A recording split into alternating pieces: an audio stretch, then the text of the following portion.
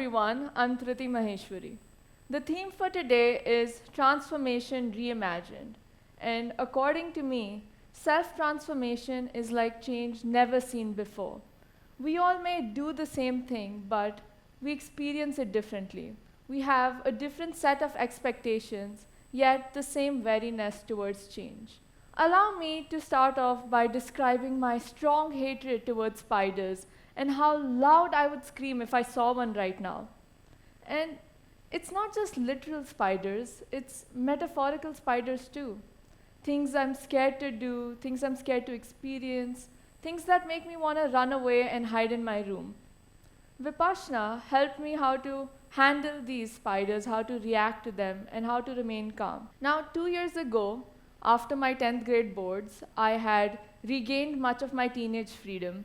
I was free from the constant revision, studying, and worry.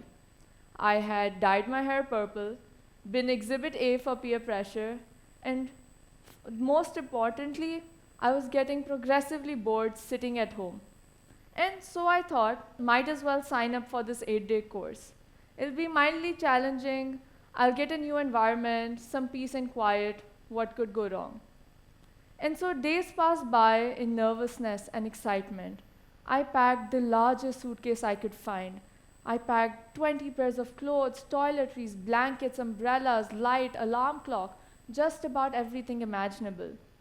I was either going for a 6-month vacation or an 8-day course, you really couldn't tell. After all the anticipation, the world I landed into was filled with 50 teenagers surrounded by nature and its creatures. And when I say creatures, I don't mean that lightly. I was roommates with 4 other spiders and had a lizard as my door guard. Remember my hatred for spiders? I was absolutely petrified. I couldn't sleep or move peacefully, constantly afraid of them. Slowly, as the days passed by, I became more accustomed to them, even naming one Benny, which stuck with me throughout the course. If I saw one on my bed, I wouldn't scream or shout anymore. I'd simply wait for it to move, or maybe flick it away. If I saw one crawling on me, I didn't shout like how I did before, knowing that the best way to handle this spider would be to do so calmly. Now, what is Vipassana? How does it bring about this great change that I talk about? Vipassana is based off 3 cores: Shila, which is morality, Samadhi, which is concentration, and Panya, which is wisdom. These 3 being the core of what Vipassana is. Now, I'd like you all to try something out with me. I want you to close your eyes, leave everything, and simply breathe. Close your eyes and simply breathe. Don't exaggerate your breathing, don't slow it down, don't fasten it, just breathe. Now, as you breathe, try to focus on the region above your upper lip, below your nose. As you keep breathing, just try to observe, see what you feel, maybe the air passing through, maybe a lightness, maybe itchiness, maybe some buzzing feeling, maybe a funny sensation, just anything. Now, as you breathe, try to see what you feel. Keep breathing. Don't visualize a feeling, don't imagine a feeling, just observe what is there. All right, you can open your eyes now.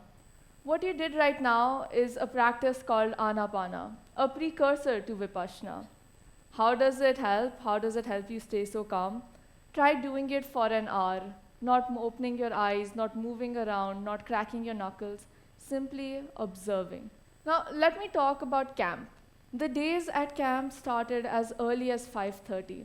They would wake us up with the ringing bell, and we would start the day off in meditation. And so we'd follow out the meditation program for the rest of the days. One rule that we strictly had to follow at camp was to maintain absolute and utter silence. We couldn't make contact with anyone, not even eye contact. And it sounds so severe and so extreme, but let's compare it to when you're writing your exam. No phones, no contact with the outside world, just absolute silence. Why so? It's so you can focus on what you're doing and concentrate on the task at hand. Breathing was all I had to do, focusing my highly distracted mind all the while trying to fight off the sleepiness from sitting so still. And the thing is, at home, I was used to talking to someone, used to being on my phone or watching the television. It went from all sorts of loud to utter silence with one decision. At least before, I got to be distracted. I had something to do. Here, I guess I had no choice but to listen to my mind, simply breathe and observe. So the first time, I left with not much to be proud of, but a huge respect for the process. And that's why I went seeking it one more time last year after my 11th grade. I joked about returning enlightened the first time, but this time I had truly transformed. I packed much more sensibly, leaving my rather maximalist lifestyle behind. I was able to manage my sleep well, avoiding dozing off during sessions. And yes, finally, I was able to sit through sessions without opening my eyes or cracking my knuckles or getting restless and impatient. Now, during the course, we would have something called a discourse session, essentially story time. With the help of stories and examples, we are taught the values and importance of what Vipassana is and why it's important. One of these stories, which still keeps me grounded, goes as one day, a well-renowned teacher is walking on the road. Accidentally, he kicks a peasant laying on the ground. Out of anger, this man starts insulting him, starts abusing him, calling him all sorts of names. This hurts the teacher because it didn't fit well with this image that he had of himself in his mind. He got angered by these insults. How dare someone demean me like that? Now, another instance. This well-renowned teacher is walking alongside his beloved students who look up to him. Now, unfortunately, once again, he kicks the man laying on the road. As expected, out of anger, this man starts insulting him, starts abusing him, calling him all sorts of names. But the teacher feels worse now than he did before. Because this time, the image that he tried to imprint in his student's mind was insulted. He got so attached to this deity-like, idol-like version of himself that he was even more miserable than before. What does this teach us? Teaches us that deep down, we all are attached to this unrealistic, perfect versions of ourselves that we have in our mind. That we try so hard to polish it, to make it shine, that sometimes, unintentionally even, we expect others to uphold this image of ourselves. That any form of criticism or insult is like an axe to that statue, and it makes us so miserable. We get so connected to this unrealistic version of ourselves that we suddenly want a kind of validation, or we are averse to a kind of negative comment, and anytime we encounter such cravings or aversions, we become really miserable inside. What Vipassana helps you understand is that whatever sensations that you feel are just a series of neuron reactions, be it lightness, itchiness, anger, pain, happiness, excitement, just about everything is just sensations. And all you have to do is simply observe them. You don't react to them, you just observe, thus breaking any connection that you may have of them. Maybe it's a pleasant sensation. You simply observe it. Don't form a connection of wanting more of it or wanting it again. Or maybe it's an unpleasant sensation.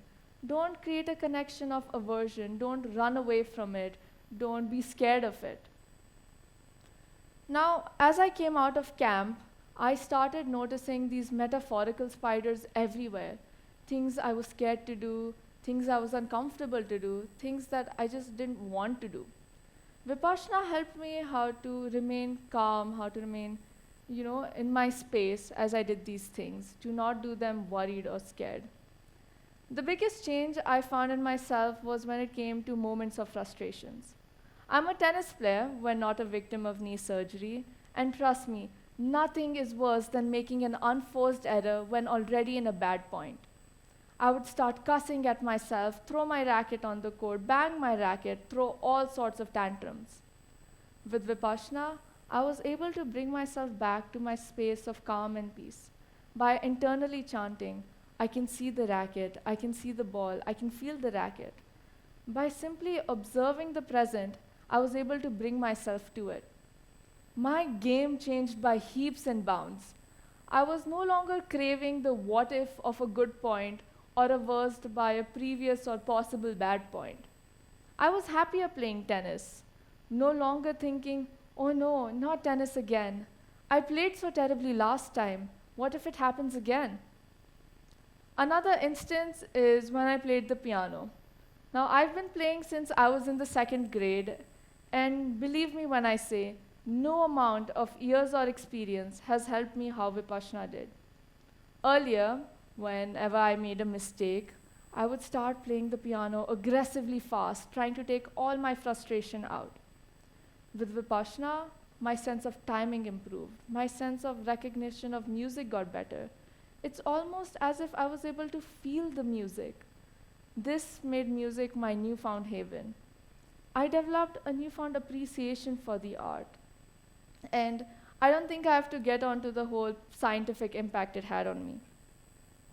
Now the thing is, this change that I talk about, it doesn't happen overnight or over an year even, because it's so difficult to tell yourself to breathe, to maybe tell a peer to breathe, tell somebody else to breathe when they're just really annoyed and angry. What happens is, when you sit still for a long period of time in the same position, maybe your leg starts cramping up, your back starts cramping up, you feel itchiness someplace. You have all sorts of unpleasant sensations. And what you train your mind to do is simply observe them, simply breathe. Thus, programming your body into instinctively staying calm at all situations. And you don't have to be perfect at it. I still have my moments when I get really annoyed and frustrated, and the collateral damage is maybe an argument with my dad, or days when I just can't get myself to study. And that's okay. That's why I still sit down almost every night, just breathing, simply observing. And I let myself have the experience of feeling these emotions, not running away from it, having the full chance to experience it.